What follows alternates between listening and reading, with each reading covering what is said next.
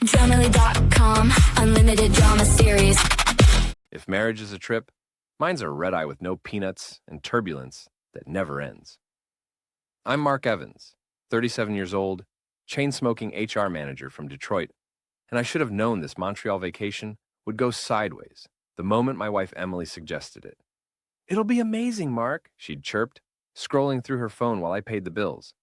"Rachel found this incredible Airbnb, and Julia's bringing her new camera for content. We'll have so much fun." Fun. Right. Emily's idea of fun usually involved me holding her purse while she posed for Instagram shots with her college girlfriends. But I just lost my dad 6 months ago. Work was crushing me, and maybe, just maybe, a change of scenery would help. The Airbnb was nice, I'll give her that. Downtown Montreal, brick walls, exposed beams, the kind of place that screamed, "Look how cultured we are" on social media. Emily's crew descended like locusts. Rachel, the giggling instigator who never met a bad idea she didn't love. Julia, the wannabe influencer with 43 followers. And Tara, who just nodded along to whatever the group decided. "Mark, honey, grab us some wine from that cute place down the street," Emily called out, already posing by the window with Rachel. "We need to get some shots before the light changes." I trudged through Montreal's cobblestone streets, smoking Marlboros and wondering when I'd become the errand boy in my own marriage. The wine shop owner, a friendly Quebecois guy with paint-stained fingers, chatted me up about local breweries, while I bought overpriced bottles I knew the girls would Instagram but barely touch. Back at the Airbnb, I found them huddled around Emily's phone, whispering and giggling like teenagers. "What's so funny?" I asked, setting down the wine. "Oh, nothing," Rachel said, but her smirk suggested otherwise. "Just catching up on old times." Emily's phone buzzed constantly, text after text, each one making her smile in a way she hadn't smiled at me in months. When I tried to peek over her shoulder, she angled the screen away. "Work stuff," she said, not meeting my eyes. "Work stuff." Emily worked in social media marketing for a dental practice. Unless molars had suddenly become hilarious, I wasn't buying it. The second night, we hit a trendy bar in Old Montreal, the kind of place where cocktails cost $20 and came with garnishes that looked like tiny art projects. I nursed a beer while the girls ordered rounds of something pink and photographed every sip. "Remember Vince Carter from college?" Rachel asked Emily, loud enough for the whole bar to hear. "He's doing so well now. That hockey career really paid off." Emily's cheeks flushed. "Oh yeah, Vince. Haven't thought about him in forever. Liar." I'd caught her stalking his Facebook profile just last month. Vince Carter, her college boyfriend, the ex-hockey player who'd made it semi-pro before an injury ended his career. Now he sold luxury cars and posted photos of himself with expensive watches and younger women. "He's single again," Julia added helpfully. "Just got out of that messy divorce." "Good for him," Emily said, but her voice had that dreamy quality it used to have when she talked about our future together. I excused myself to smoke outside, and when I came back, Emily was in the bathroom and the other three were deep in conversation. "She deserves better," Rachel was saying. "Mark's sweet, but he's so ordinary." "Emily's still young," Tara added. "She could totally upgrade." Upgrade. Like I was a fucking smartphone with a cracked screen. I cleared my throat and they scattered like roaches when you flip on the kitchen light. Emily emerged from the bathroom, freshly lipsticked, and slipped her arm through mine. "Ready to go, babe?" The walk back to the Airbnb was quiet except for the clicking of the girls' heels on cobblestone and the occasional buzz of Emily's phone. Each notification made her walk a little faster, smile a little wider. Our last night in Montreal, I woke up around 3 a.m. to use the bathroom. Emily's side of the bed was empty, sheets cold. I figured she was having another of her late-night anxiety spirals, probably scrolling through social media in the living room. But the living room was empty. So was the kitchen. So were all the other bedrooms. I found the note on the coffee table, written in Rachel's loopy handwriting. "Surprise! See you in the States. Don't be mad. It's just a prank. Love, E." My wallet was gone. So were my plane tickets. My phone showed 17 missed calls from a Montreal number and one voicemail from Emily. "Mark, don't freak out, okay? We caught an earlier flight. There was a mix-up with the tickets. and we couldn't wake you up. Rachel's cousin will explain everything. Just don't be mad. It's actually kind of funny when you think about it. Funny? My wife and her friends had abandoned me in a foreign country with no money, no tickets, and no way home, and she thought it was funny. I called the number that had been trying to reach me. A woman answered on the first ring. Mark, this is Sarah from the airport. Your wife asked me to call you. She said there was some kind of emergency, and they had to leave suddenly. Emergency? I laughed, but it came out bitter. Yeah, the emergency of not wanting to be married to me anymore. 20 minutes later, Sarah knocked on the Airbnb door. She was about my age, with short brown hair and kind eyes that didn't hide her skepticism. So, let me get this straight, she said, sitting across from me at the kitchen table. Your wife and her friends left you here as a prank? Apparently. I showed her Emily's Instagram story from 2 hours ago. The four of them toasting with champagne on the plane, caption reading, sometimes the best trips are the ones you don't plan. Was is spontaneous, adventure nasher girls trip. Sarah's jaw tightened. That's not a prank, that's abandonment. Welcome to my marriage. She helped me contact the airline, the credit card companies, even drove me to the airport to sort out a new ticket. But as we sat in the departure lounge, watching my flight get delayed for the third time, something shifted inside me. You know what? I said, crushing out my cigarette in the ashtray. Maybe I don't want to go home just yet. Sarah raised an eyebrow. What do you mean? I pulled out my phone and opened Emily's Instagram again. New post, a selfie of all four of them at Detroit Metro Airport, looking exhausted but triumphant. The caption read, Home sweet home. Mark's probably still sleeping off that Canadian beer. Prank wars. Sorry, not sorry. I said, screenshotting the post. Maybe it's time they learned what abandonment really feels like. Sarah bought me coffee while I canceled everything. And I mean everything. You sure about this? She asked, watching me navigate hotel booking sites on her laptop. They wanted spontaneous, I said, fingers flying over the keyboard. Let's see how they handle really spontaneous. Emily had booked their return accommodations using my credit card naturally. The Marriott in downtown Detroit, 2 adjoining suites, charged to my American Express. With a few clicks, I canceled the reservation. Then I called the rental car company and canceled their SUV. Then I logged into our joint checking account and transferred everything to my personal savings. My phone started ringing immediately. Mark, what the hell? Emily's voice was shrill, panicked. The hotel says our reservation was canceled. Weird, I said, taking a sip of coffee. Must be some kind of computer glitch. This isn't funny. We're stuck at the airport with nowhere to go. Gee, that sounds terrible. Being abandoned somewhere with no money or accommodations. I wonder what that feels like. Silence, then, Mark, come on. It was just a joke. We thought you'd laugh about it.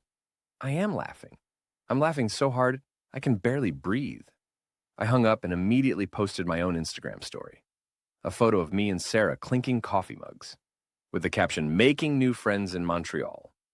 Sometimes the best part of a trip is the people you meet when your old friends leave you behind. New beginnings. True colors. Within minutes, my phone exploded.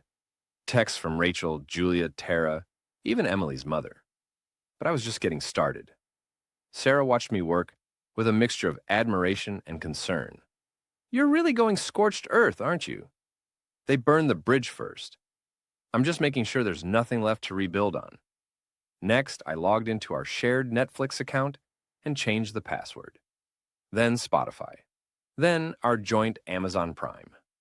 Small victories, but they added up.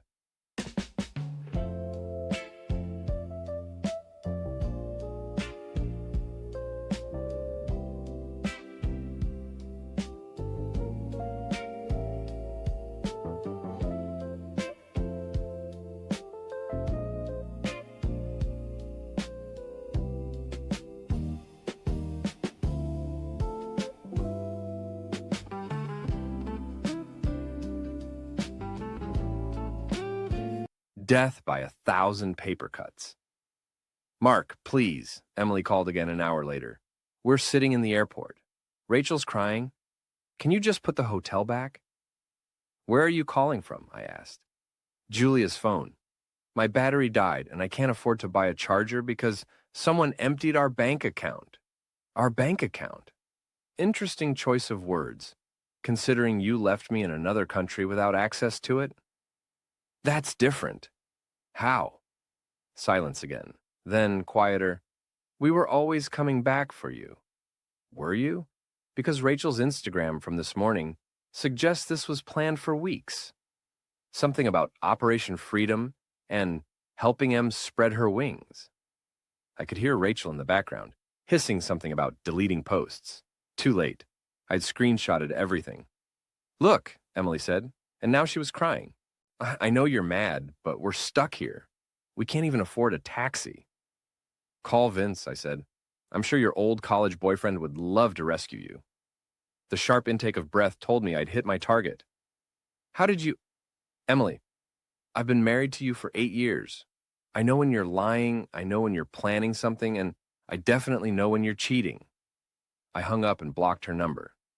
Sarah had been quiet during the call, but now she leaned forward. Vince? Her college ex, hockey player turned car salesman. She's been texting him for months. And you know this how? I showed her the screenshots I'd been collecting, months of deleted messages I'd recovered from our shared iCloud account, late night calls when she thought I was asleep, the way she'd suddenly started working out again, buying new clothes, talking about finding herself. Jesus, Sarah muttered, scrolling through the evidence. She was planning to leave you. The Montreal trip was supposed to be her test run, see how it felt to be without me, except she got greedy and decided to make it into a big joke with her friends. My phone buzzed with a text from an unknown number. This is Rachel. You're being a real asshole. Emily's having a panic attack and it's your fault. I showed it to Sarah, who snorted. These people are unbelievable. I typed back, tell Emily I said hi from Montreal. Hope Detroit's airport food court is comfortable. I hear they close at midnight. Then I posted another Instagram story, a photo of the beautiful Montreal skyline at sunset captioned, sometimes you have to lose the wrong people to find yourself.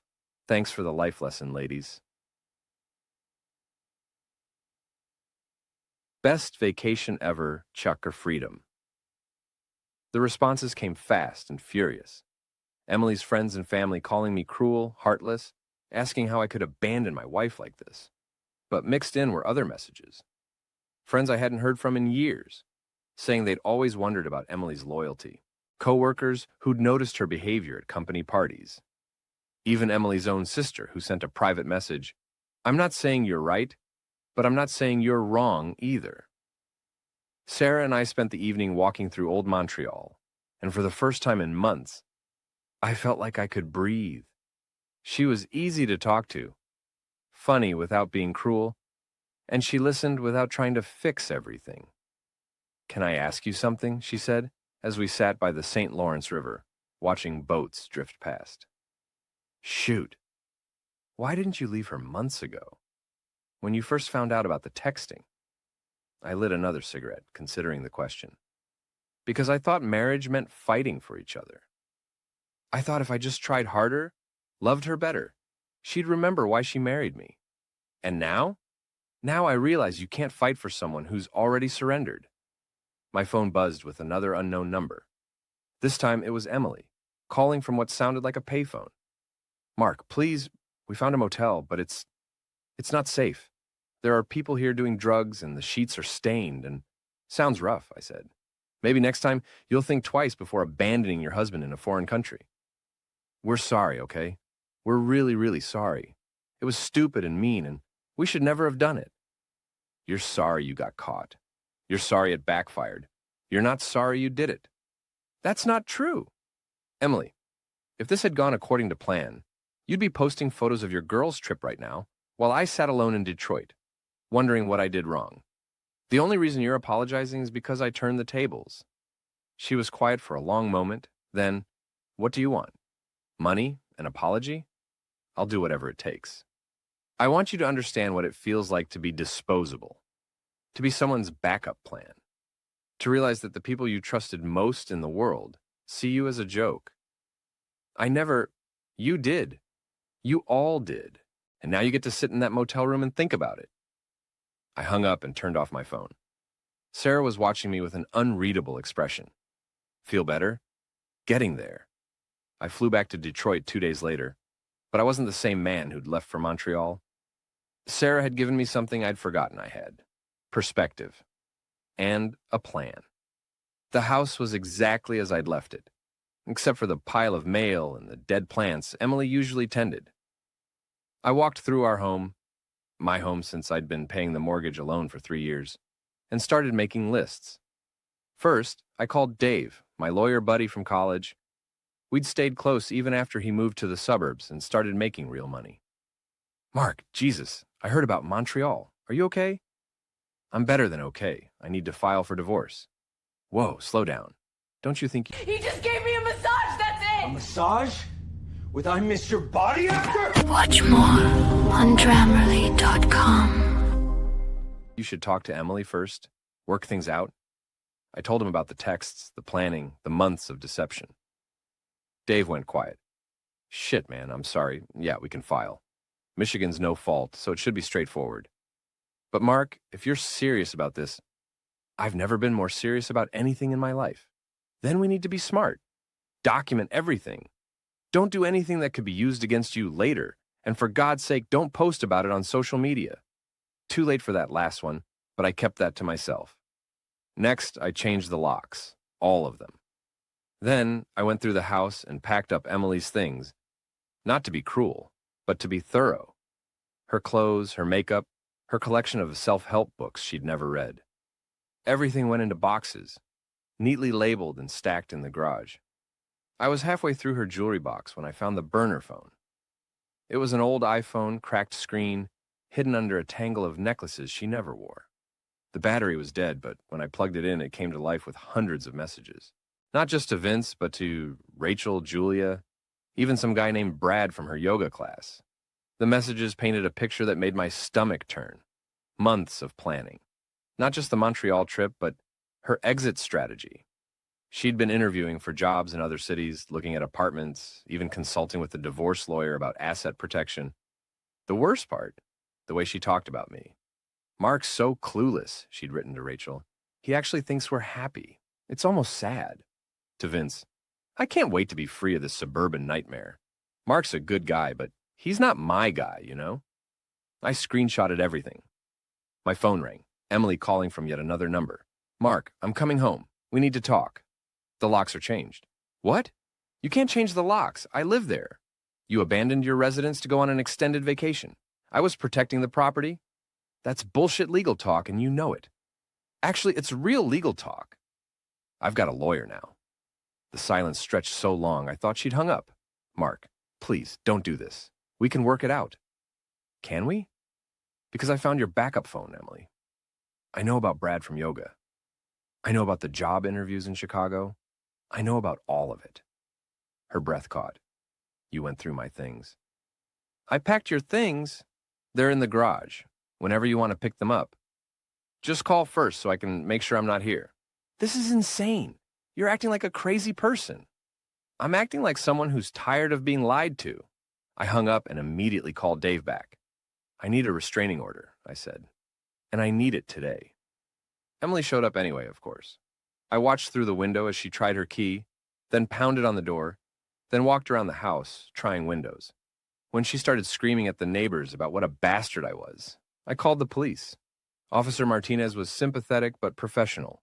Sir, this is a domestic situation, unless there's been violence or threats of violence. She abandoned me in another country and has been planning to leave me for months while draining our joint accounts for her escape fund. I showed him the bank statements, the text messages, the evidence I'd been collecting. His expression shifted. That's actually several different crimes, potentially. Emily tried to play the victim when the police talked to her. Tears, dramatic gestures, claims that I was having a breakdown and keeping her from her own home.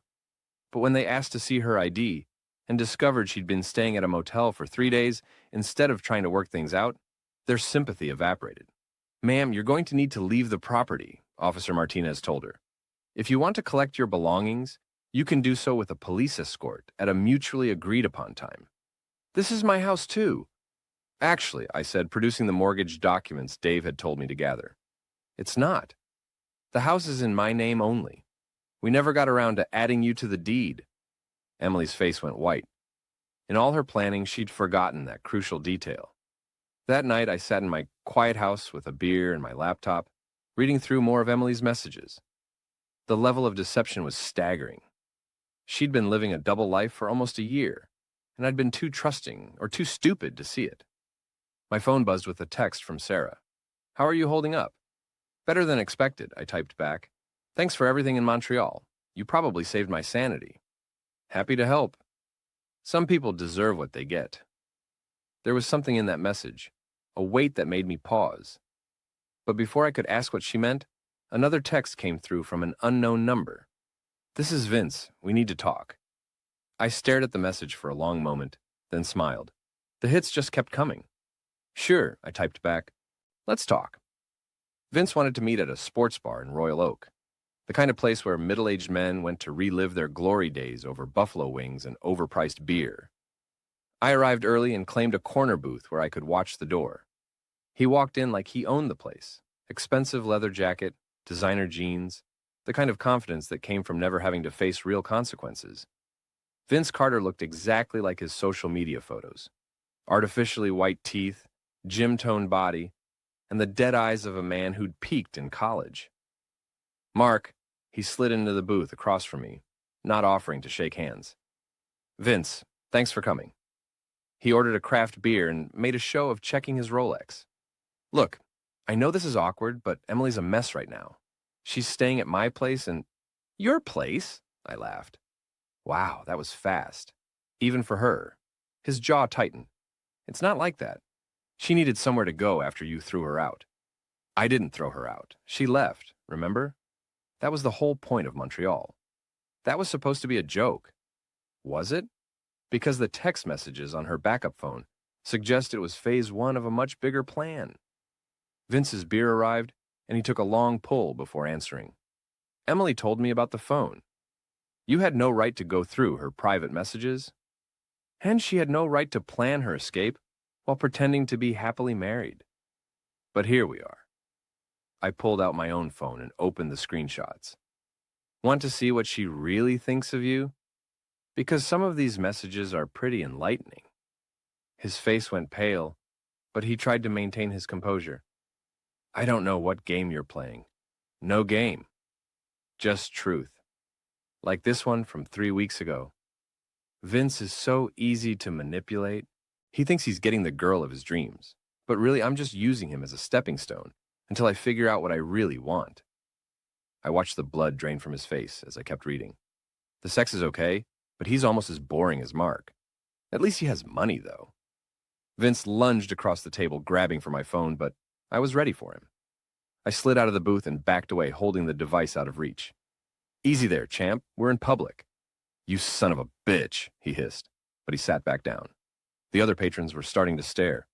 "I'm not the one who's been screwing another man's wife," I said, sliding back into my seat. "But I am the one with all the evidence." "What do you want?" "I want you to understand what you've gotten yourself into. Emily doesn't love you. She doesn't even like you that much. You're just convenient." "You're lying." I showed him more messages. Emily complaining about his performance in bed, making fun of his receding hairline, planning to dump him as soon as she found someone better. With each screenshot, Vince seemed to shrink a little more. "She's using you," I said finally. "Just like she used me. The only difference is you're too stupid to see it yet." He stared at his beer for a long moment.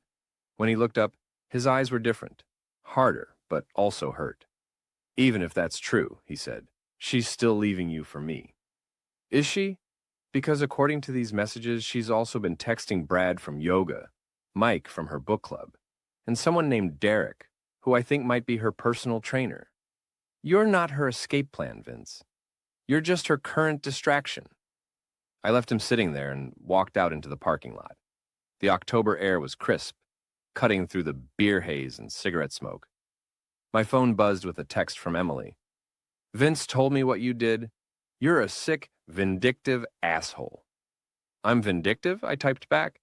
"As you cheated on me for months, abandoned me in another country, and are now living with your boyfriend. But I'm the asshole for telling the truth?" Those messages were private. So was our marriage. But that didn't stop you from sharing it with half of Detroit. My phone rang immediately, Emily screaming before I even said hello. You have no right to destroy my relationships? I didn't destroy anything. I just showed him who you really are. Vince doesn't believe you, doesn't he? Then why are you so upset? Silence. Then quieter. Mark, please, can we try to end this civilly? You mean, can you manipulate me into making this easy for you? No. You wanted to play games, Emily. Now we're playing games. I hung up and drove home. But instead of feeling victorious, I felt empty. This wasn't who I wanted to be. Vindictive, calculating, cruel. But Emily had burned down our life together, and now I was just making sure she couldn't build something new on the ashes. My phone buzzed with another text from Sarah. Saw your Instagram post about meeting with Vince. How did it go? I hadn't posted anything about meeting Vince. I checked my Instagram. Nothing new since Montreal. I didn't post anything about Vince, I typed back. Weird. Maybe I saw it somewhere else. Anyway, hope you're doing okay. Something about that exchange bothered me, but I couldn't put my finger on what. I made a mental note to ask her about it later. The next morning, I woke up to 17 missed calls and 43 text messages. Emily's entire social circle was in meltdown mode. Apparently, someone had created a fake Facebook account and posted all of Emily's private messages, not just the ones about Vince and me, but everything. Her complaints about Rachel's weight gain, her mockery of Julia's failed business ventures, her cruel assessment of Tara's marriage. The account was called Emily's Truth and had somehow managed to tag everyone mentioned in the messages. Within hours, Emily had gone from the center of her social circle to a complete pariah. Did you do this? She called, sobbing. No, I said, and it was true. But I can't say I'm surprised. You made a lot of enemies, Emily. Turns out people don't like being talked about behind their backs. My life is ruined. Welcome to the club. Population, you, and me. But as I hung up, I couldn't shake the feeling that someone else was pulling strings I couldn't see, and I was starting to suspect I knew who. The truth about Sarah came out 3 days later, in the most mundane way possible. I was scrolling through Vince's Instagram, keeping tabs on the enemy, when I saw a photo from 2 years ago. Vince at some charity hockey event, arm around a smiling brunette with short hair and kind eyes. The caption read, "Great night raising money for youth hockey with my beautiful wife, Sarah." My blood turned to ice. Sarah. My helpful, sympathetic new friend from Montreal. Vince's ex-wife. I scrolled through more photos, piecing together a story I should have seen coming. Sarah and Vince, married for 6 years. Sarah and Vince at hockey games, charity events, vacation spots. Then, about 18 months ago, the photos stopped. The divorce Emily had mentioned, messy, expensive, and apparently very recent. Sarah had played me perfectly, the concerned airport worker, the sympathetic ear, the helpful ally. She'd orchestrated my revenge, not out of kindness, but because she wanted to destroy Vince as much as I wanted to destroy Emily. I should have been angry. Instead, I found myself impressed. My phone rang. Sarah, as if she could sense that I'd figured it out. Hello, Mark. Hello, Sarah, or should I say, hello, Mrs. Carter? A pause, then a laugh. I was wondering when you'd put it together. You're smarter than Vince gave you credit for. How long have you been planning this? Since the day he served me with divorce papers. Vince thought he was so clever, hiding assets, claiming his car dealership was failing when it was actually thriving. He left me with nothing while he upgraded to a newer model. And when Emily contacted him, I've been monitoring his social media accounts since the divorce. When your wife started commenting on his posts, I knew she was planning something. I just didn't know what until you all showed up in Montreal. You work at the airport. I work for airport security, yes. It's amazing what you can learn about people's travel plans when you have access to the right systems. I walked to my kitchen window, looking out at the street where I'd lived for 8 years, with a woman I'd never really known. So everything, helping me, the advice, the friendship, it was all manipulation. Not all of it, Her voice softened. I do like you, Mark. You're a decent man who got screwed over by people who should have treated you better. The fact that helping you also helped me get revenge on my ex-husband was just convenient. And the Facebook account, Emily's Truth, that was me. I've been collecting her messages for weeks, waiting for the right moment to release them. Your confrontation with Vince provided the perfect opportunity. I should have hung up, should have been furious at being used. Instead, I found myself asking, what happens now? Now? Now we both get what we wanted. Emily's social life is destroyed, Vince is humiliated and alone, and you're free to start over. And you? I'm thinking about moving somewhere warmer, maybe taking that early retirement package my company offered. Vince's alimony payments should cover a nice little place in Florida. Despite everything, I smiled. You're terrifying, you know that? Thank you. That might be the nicest thing anyone said to me in months. We talked for another 20 minutes and bye.